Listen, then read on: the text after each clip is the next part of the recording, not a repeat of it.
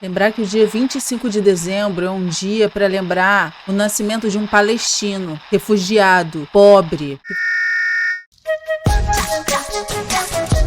Olá, terráqueos! Hoje a gente vai assistir o Tio João e ele vai contar pra gente o que é o sionismo. Essa palavra que a gente tem ouvido tanto falar ultimamente, principalmente quando se fala das questões da guerra de Israel contra a Palestina. Então hoje a gente vai entender melhor um pouquinho desse contexto que está acontecendo na guerra do Oriente Médio e quem vai ajudar a gente nisso é o Tio João. Mas antes eu já queria pedir para você deixar o seu like, se inscrever no canal se você ainda não é inscrito, para eu atingir 20 mil inscritos até o final do ano, ativar o sininho para não perder nenhuma notificação e se tornar membro do canal para ter acesso a conteúdos exclusivos. Bora começar o vídeo. Olá, jovens! Esse é o Papo Reto 2 e nós vamos falar hoje do sionismo de Jabotinsky e a Terceira Guerra Mundial. Vocês sabem muito bem que rolou, a resposta do Irã na semana passada, e agora Israel está atacando brutalmente o Líbano, inclusive a sua capital Beirute em chamas. Israel é o único estado do mundo que pode atacar 4 outros países no mesmo dia e crime ocorre, nada acontece, feijoada.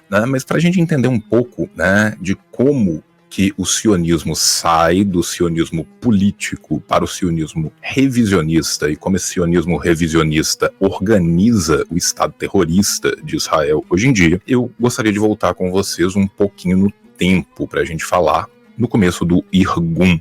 O Irgun foi uma organização terrorista, sionista, que operou principalmente durante o mandato britânico da Palestina, ou seja, antes de Israel lograr se tornar o falso Estado de Israel que é hoje, Ele vai ser uma organização baseada na ideia do sionismo revisionista, que é diferente do sionismo político, criado pelo Herzl, o termo sionismo criado pelo Birnbaum, ou mesmo, do proto-sionismo, que era aquele sionismo rabínico que existia na Idade Média, tentando voltar as populações da diáspora para aquilo que era definido no Gênesis, para aquilo que era definido no livro de Ezequiel. Bem, a formação do sionismo político israelense, após 1917, ela sofre as influências de um cara chamado Zeev Jabotinsky, que vai liderar esse grupo que contestava o pragmatismo, contestava a liderança política de líderes como, por exemplo, o Ben-Gurion.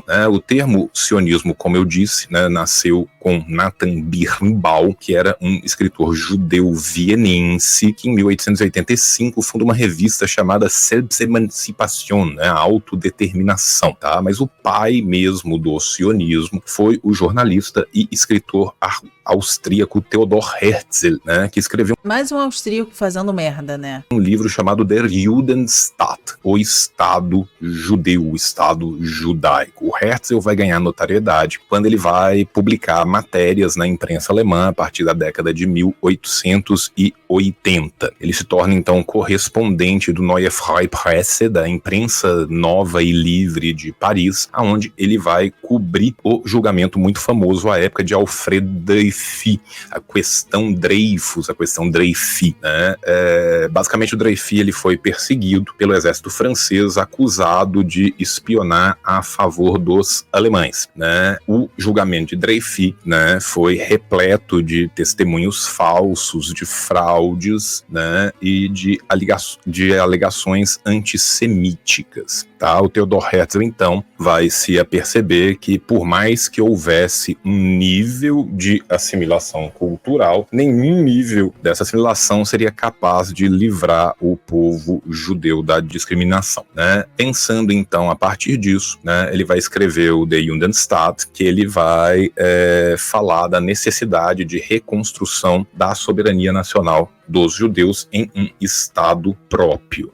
O livro ele é basicamente bastante romanceado, a ideia de criar essa nação futura, falando de imigração, da compra da terra, de como vão ser as leis, de qual idioma que eles deveriam usar. Inclusive, o hebraico sequer era o primeiro idioma pensado, o Estado de Israel não seria aonde necessariamente ele foi hoje. O primeiro congresso congresso sionista vai ser organizado na Alemanha, tá?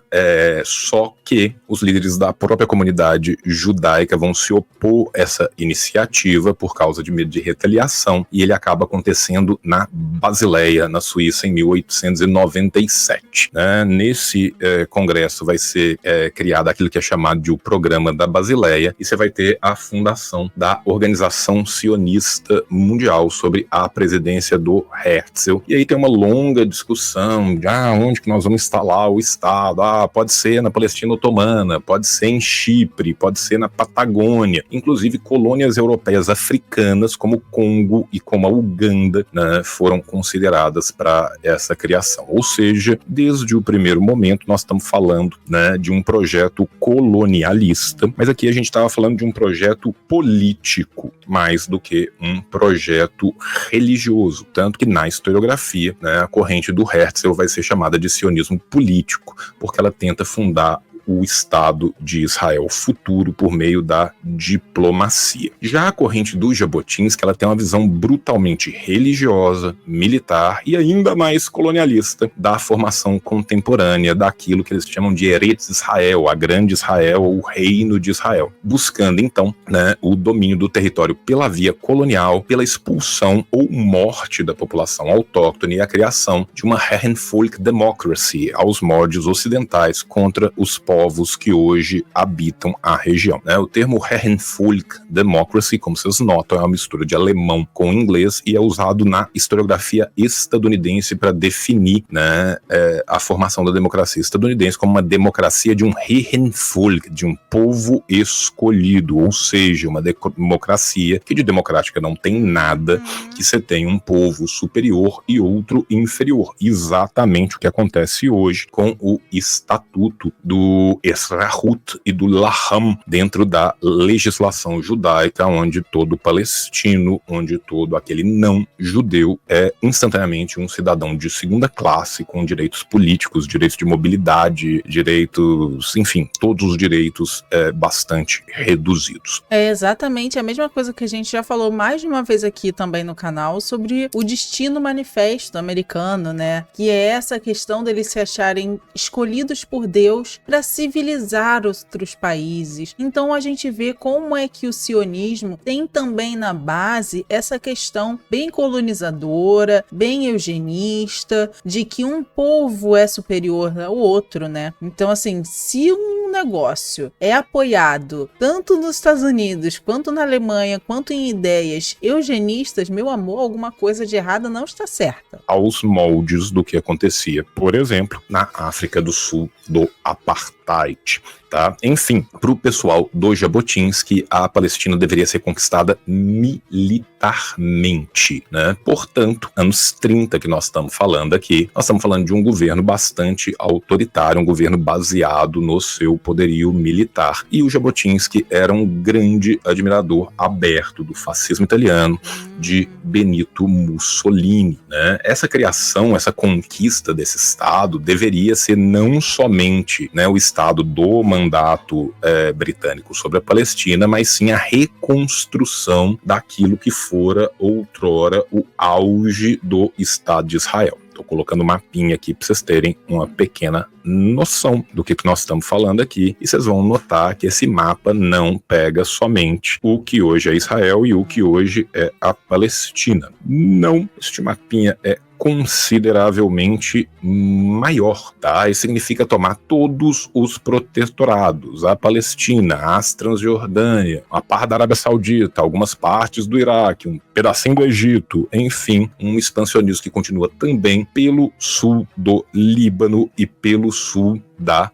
Síria. Quando todos os analistas sérios notaram, a partir da segunda Nakba, a partir do genocídio que vem sendo, né, conduzido por Israel, eles não parariam na Palestina, muitos dos liberais falaram, não, que isso, imagina, já estão no Líbano, já estão atacando a Síria. já estão na Síria, né? A gente viu recentemente que o governo da Síria foi deposto, né? E quem saiu ganhando com isso foi Israel, gente. Com certeza foi Israel. Enfim, os revisionistas consideravam que tinham sido traídos pelos britânicos, que as promessas, né, de Lord Balfour em 1917 não aconteceriam. Então, eles criaram organizações paramilitares. Primeiro o Irgun, que eu já falei lá atrás, e depois o Lehi. O Lehi, do Abraham Stern, né, vai ser uma dissidência dentro do Irgun, porque ele continua a luta armada no brevíssimo período que o Irgun tentou uma paz negociada no pós-Segunda Guerra. Né? Dentre os vários crimes do próprio Lehi, a gente tem o massacre de Deir Yassin. Né? Para quem não conhece, procure depois na internet, dê uma olhada, é uma coisa muito brutal. Eles chegam numa vila, mata todo mundo, mata as crianças, mata, enfim, né? Algo muito análogo com o que ainda hoje se faz. Né? Esse massacre aconteceu depois que os homens da Haganah se retiraram. A Haganah era a força militar, entre aspas, oficial, né? Os membros do Irgun e do Lehi entraram, né, e vão matar 250 crianças, homens e mulheres massacrados a sangue frio, com mutilação de seus corpos, né?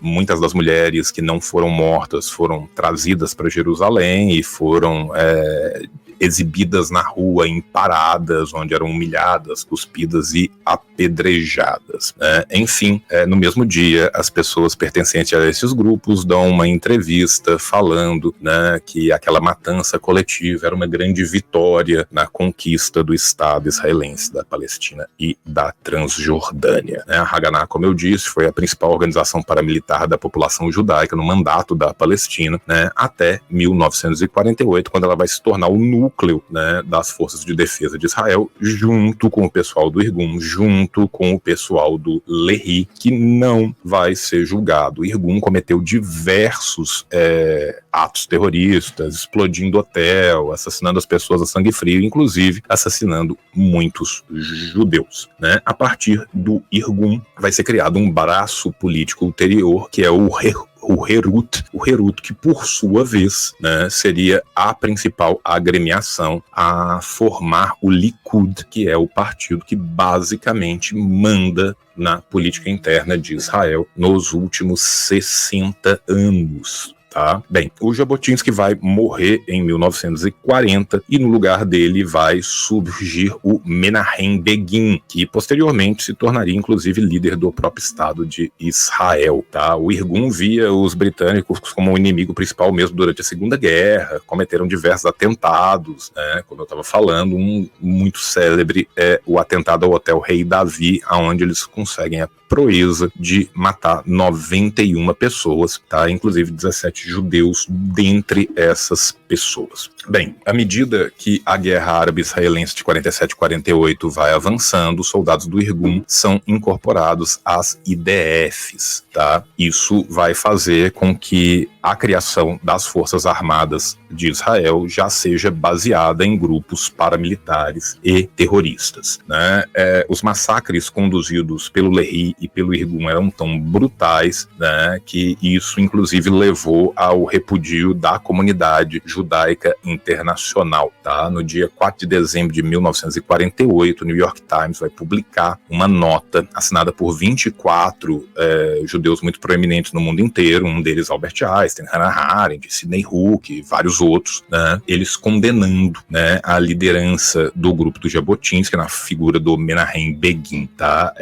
Basicamente, todos esses judeus vão falar que não há nada de diferente entre as correntes do sionismo revisionista e os partidos nazistas e fascistas. Então, quando hoje em dia a gente vê essa comparação surgindo, esta comparação não é uma novidade. Essa comparação, por escrito, existe há pelo menos 77 anos, né? O Herut, né, que era o Partido da Liberdade para quem só Deus sabe, né? Ele tinha uma organização que foi baseada no fascismo italiano, né? Tanto a sua organização, quanto a sua filosofia política, quanto o seu apelo social, né? Ele vai ser formado, né, em continuação ao pessoal, aos membros, né, do Irgun, para dar um braço político, né, dessa direita terrorista e chauvinista na Palestina. Eu vou citar aqui, tá, um pedaço da carta que foi escrito pelos intelectuais e por esses judeus proeminentes. Entre os mais perturbadores fenômenos políticos de nosso tempo está a imersão no recentemente criado Estado de Israel do chamado Partido da Liberdade, Herut, um partido político similar em sua forma de organização, em seus métodos, em sua filosofia política e seu apelo social aos partidos nazistas e fascistas. Ele foi formado a partir dos membros e em continuação do antigo Irgun Tzvai Leumi, uma organização terrorista de direita chauvinista na Palestina. A atual visita de Menahem Begin, líder desse partido aos Estados Unidos, está obviamente calculada para dar a impressão de apoio americano ao seu partido nas vindouras eleições de Israel e para cimentar os laços políticos com os elementos mais conservadores do sionismo nos Estados Unidos. Vários americanos de reputação nacional emprestaram seus nomes para dar-lhes boa-vinda. Existem controvérsias sobre se a viagem de Begin foi legítima. A verdade é que, em momento algum, os militantes do Irgun vão sofrer nenhum tipo de represália, nem o seu braço político Herut nas suas viagens, tampouco pelos crimes que eles haviam cometido. E mais tarde esse partido seria a base, né, da formação do Likud. Já sobre a égide do Likud, entre 67 e 1973, a gente tem um momento de grande expansão das ideias revisionistas. Elas vão tomar, de fato, né, o Estado de Israel. Esse é o momento do controle das colinas de Golã, esse é o momento do primeiro avanço brutal sobre Gaza, tudo isso, né, baseado nas ideias do Jabotinsky, da conquista desse Eretz Israel, desse reino de Israel, dessa grande Israel, né. Após a década de 70, a Jordânia deixa de ser um alvo preferencial, uma vez que ela rompe com a OLP e entra dentro da esfera de influência do Ocidente. Porém, em 1977, Menahem Begin se torna primeiro-ministro de Israel, e aí a expansão territorial vai ganhar um novo fôlego, tá? Essa vai ser a época, né, entre ali o final da década de 60 e a década de 70, que nós vamos ter a Guerra do Yom Kippur em 67, a Guerra dos 6 Dias em 67, a Guerra do Yom Kippur em 73, e o Begin vai agir diplomaticamente para consolidar todos esses danos, bem como para começar novos ataques, tanto ao sul da Síria como ao sul do Líbano, da mesma forma que está acontecendo hoje. Em 1982, Israel vai declarar formalmente guerra ao Líbano, acusando o país de abrigar as forças da OLP.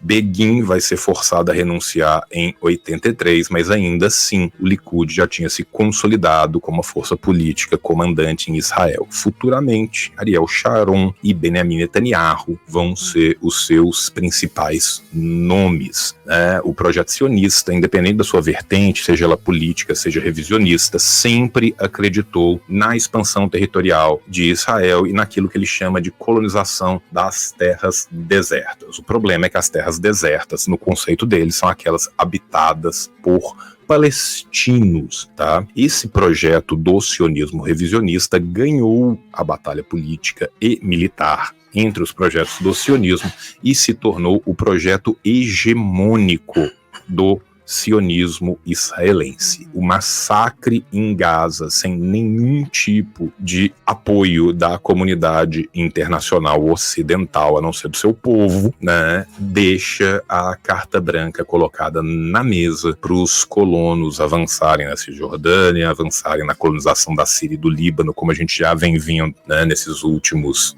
dias. Várias iniciativas de colonização, construção e compra de territórios no sul do Líbano já acontecendo, e a gente sabe que Israel não parará até ser parada. Então, se você queria saber um pouco sobre o porquê de Israel ter se tornado este monstro, eu espero que esse vídeo possa te ajudar. Um beijo no seu coração, até a próxima e tchau, tchau!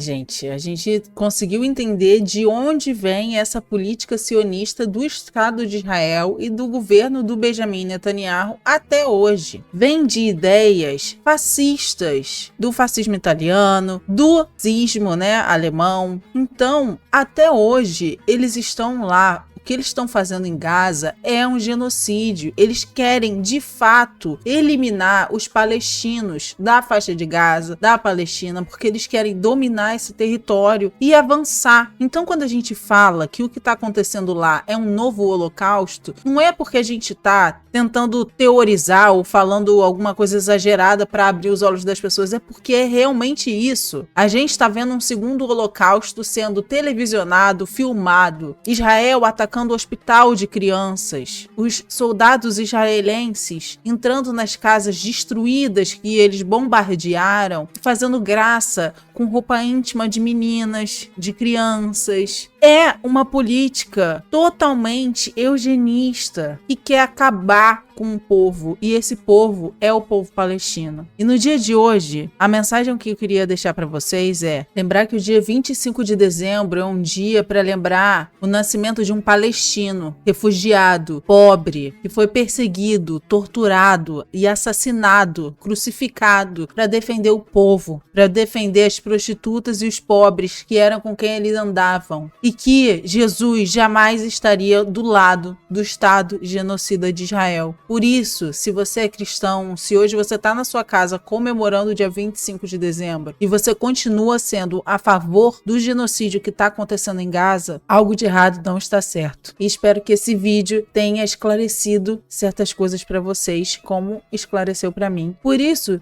já deixa o seu like, se inscreve no canal se você ainda não é inscrito, me ajuda a atingir 20 mil inscritos até o final do ano. Ativa o sininho para não perder nenhuma notificação. Compartilhe esse vídeo com alguém que defende o Estado de Israel ainda. E se torne membro do canal para ter acesso às leituras radicais, para ter acesso a conteúdos exclusivos que só os membros desse canal têm acesso. E é isso. Beijos. Não sei se eu desejo Feliz Natal ou não, mas vai ser Feliz Natal para quem é de Feliz Natal. E feliz mais um dia para quem é, assim como eu, ateu. E é isso, gente. Beijos. Até o próximo.